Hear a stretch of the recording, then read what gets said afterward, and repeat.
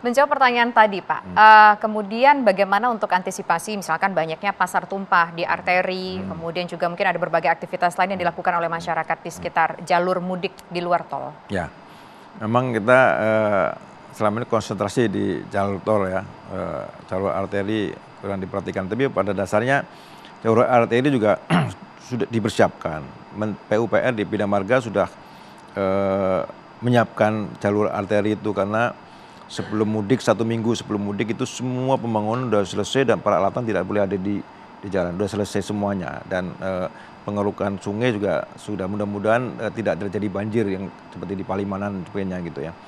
Dan untuk pasar tumpah itu koordinasi dengan pemerintah daerah, itu bupati itu pasti gitu dilaksanakan, dan itu kayaknya sesuatu yang rutin tiap tahun kita mengingatkan. Jadi Pemda itu sudah paham betul gitu ya tentang bagaimana mengelola pasar tumpah, karena itu sudah tradisi sudah lama kan, sebelum ada jalan tol sudah problem di pasar tumpah itu. Sekarang dengan ada jalan tol kan arusnya berkurang, walaupun masih ada masyarakat yang menggunakan arteri, tapi untuk mudik ini pasti lebih tinggi daripada biasa. Jadi pengelolaan pasar tumpah kita koordinasi dengan pemerintah daerah. Jadi paling banyak kan di daerah Jawa Barat, masuk ke Jawa Tengah.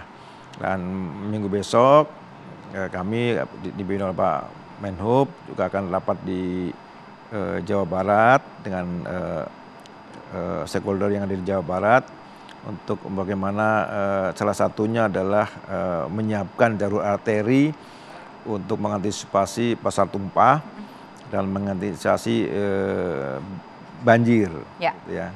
Sehingga jalur-jalur arteri, jalur-jalur untuk escape ya, untuk menghindari itu kita siapkan dengan baik gitu. Nah, itu akan kita rapatkan di hari Minggu besok gitu. Jadi skenarionya untuk mengatasi 1 soal pasar tumpah, 2 soal sekarang cuaca lagi musim hujan, apalagi beberapa hari yang lalu di Pantura kalau nggak salah ada banjir ya Pak ya. Itu kita tengah menggodok skenarionya dengan pemerintah daerah terkait ya Pak ya, tapi belum terbayang. Kira-kira sudah terbayang belum? Sudah, kayak kemarin yang di kasus di Demak, Kudus itu sudah kita kerjakan ya untuk masyarakat yang akan ke arah Pati, ke arah Tuban itu sudah kita ada jalur-jalur alternatif yang sudah disiapkan oleh pemerintah daerah, kepolisian, itu sudah PUPR juga sudah menyiapkan jalur alternatif beserta dengan petunjuknya. Itu sudah disiapkan jalurnya yang ke arah ke timur ya, nanti akan tembusnya di Kudus kalau tidak salah, dari Kudus nanti akan masuk ke arah timur. Itu sudah disiapkan jalur-jalur alternatif itu. Oke, nah Pak, itu untuk dapat informasinya, kan kita nggak tahu kalau sekarang kan namanya cuaca anomali ya Pak ya, bisa tiba-tiba mungkin terjadi banjir. Gimana caranya calon pemudik ini bisa dapat informasi bahwa jalur tersebut tengah ditutup untuk sementara waktu dan kita bisa ngambil jalur alternatif yang lain? Itu di mana? Saya menyarankan kepada para pemudik sering melihat BMKG di fiturnya itu kan, gimana cuaca jalan yang akan kita lewati saat mudik. Gitu. Kalau misalnya di situ banjir yang tidak bisa dilewati, pasti informasi itu akan disampaikan. Banyak disampaikan melalui media, oleh itu pasti disampaikan, dan di jalan pasti akan ada petugas yang akan mengarahkan jalur alternatif yang akan digunakan. Dan saya minta ikuti saja apa yang menjadi arahan petugas untuk jalur alternatif, karena jalur alternatif itu pasti sudah disurvei dan sudah disiapkan, dan petunjuk-petunjuk itu sudah disiapkan. Kayak di Demak kemarin itu kan sudah disiapkan itu. Mudah-mudahan mudik ini tidak ada banjir. Mudah-mudahan harapannya demikian, biar bisa makin lancar perjalanan mudiknya. Jalan yang kemarin yang rusak akibat banjir sudah diproses perbaikan, dan sebelum mudik berjalan itu semua sudah selesai. Oke, jadi dijamin nih jalur-jalur mudik yang mengalami kerusakan ketika banjir besok, ketika puncak arus mudik, kapan rencananya Pak prediksinya? Kalau arus mudik itu kan tanggal 6 mulai libur bersama ya. Kemungkinan tanggal 5 malam, tanggal 6 itu mulai tinggi padat sampai tanggal 7, 8. Itu jalur arus mudik yang sangat tinggi gitu. Walaupun sekarang sudah mulai banyak yang kecil sudah mulai pada mudik. Itu saya terima kasih ya, mudik lebih awal itu lebih bagus karena anak sekolah sudah libur. Lebih awal lebih bagus untuk menghindari kepadatan selama perjalanan mudik di tingkat cuti bersama itu tadi ya. Karena tanggal 6 diprediksi itu di jalur tol itu tingkat kepadatannya itu tinggi gitu. Ya. Oke, nah itu dihimbau bahwa kalau bisa mudik dari awal, mudiklah pemirsa dari awal untuk menghindari kemacetan. Juga nggak nyaman ya Pak ya, macet panjang banget, nyampe kampung halaman udah capek begitu ya Pak. Betul. Nah tapi gini Pak, pertanyaan beberapa orang juga sebagian pemudik begitu berpikir bahwa apakah kira-kira di tahun ini akan ada tarif untuk tarif diskon yang akan diberikan bagi mereka yang menggunakan jalur tol? Ya, jadi tarif diskon tahun kemarin kan kita berlakukan. Tahun ini kemarin hasil Pak Menteri menyampaikan juga mana akan diberlakukan.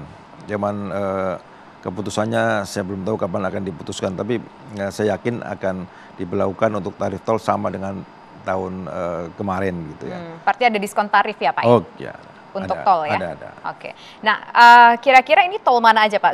Sudah terbayang belum kira-kira tol mana aja yang nanti akan diberikan diskon gitu bagi penggunanya? Ya tol Trans Jawa mungkin. Kan Trans Jawa itu kan dari 4 pintu tol utama ya kan.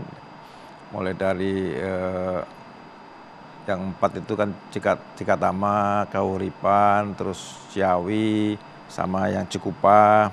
Itu waktu ada diskon yang arah ke timur. Dan kita harapkan juga semua jalur tol Jawa itu ada diskon gitu kan. Rencananya berapa persen Pak? Wah gue nggak tahu. Tunggu aja lebih murah atau mungkin sama aja dengan tahun sebelumnya? Mudah-mudahan ada diskon gitu. Oke, kita menanti diskon nih Pak. Harapkan ada diskon gitu.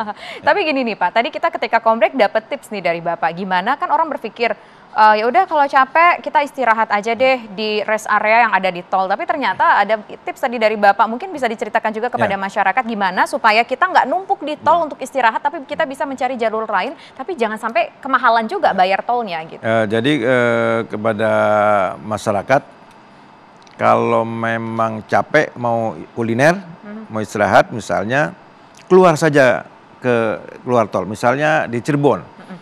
Ya kita capek, kita kuliner dulu, makan empal gentong. Sekarang keluar makan empal gentong. Selesai makan, nanti masuk tol lagi. Itu tarifnya sama, karena Trans Jawa itu hitungannya kilometer. Nggak bayar dua kali. Nggak bayar dua kali. Lebih bagus daripada kita lama-lama di rest area dan terlalu crowded di situ, mendingan kuliner keluar. Ya kalau di Tegal makan sate, kalau di Cirebon makan empal gentong mungkin ya. Habis itu istirahat di situ, masuk lagi jalan tol, sama itu. Tapi kan ada tap kartunya Pak, ya, keluarnya pakai gerbang tol yang elektronik, itu nggak kehitung Pak? Enggak, itu kalau di Trans Jawa itu kilometer. Jadi misalnya dari Jakarta ke Cirebon, misalnya 200 kilo, kita bayar 200 kilo. Nanti masuk lagi 200 kilo ke Semarang, yang bayar 200 kilo ke Semarang lagi. Jadi nggak dihitung dari Jakarta ke Cirebon, jadi nggak jadi double bayarnya ya? Nggak double. Dengan apa yang kita lewatin sama. gitu. Dari Jakarta mau langsung ke Semarang, misalnya habisnya misalnya 100.000. Kalau keluar ke Cirebon makan dulu masuknya, tetap aja di akhir sama dengan orang yang tidak keluar tol, sama. Itu karena itu-itunya kilometer. Jadi lebih bagus kuliner saja. Misalnya makan sate dulu lah biar semangat gitu kan. Keluar masuk lagi tol, jalan lagi, ya kan? Ke Cirebon, beli-beli batik dulu buat oleh-oleh. Wisata dulu lah ya Pak ya, daripada jenuh di jalan lagi, gitu. Iya, ke Pekalongan, keluar lagi, kan banyak sekali. Banyak kuliner-kuliner yang bagus-bagus itu, yang enak-enak kan. Semarang keluar, beli lumpia, nanti masuk lagi. Itu sama, hitung-hitungan tolnya, karena kilometer. Oke, informasi baru nih. Jadi informasi juga kepada pemirsa supaya nggak stres-stresan di jalan, mendingan keluar dulu sementara waktu ya. Nah, itu kan kalau dari segi mereka yang mudik pakai mobil.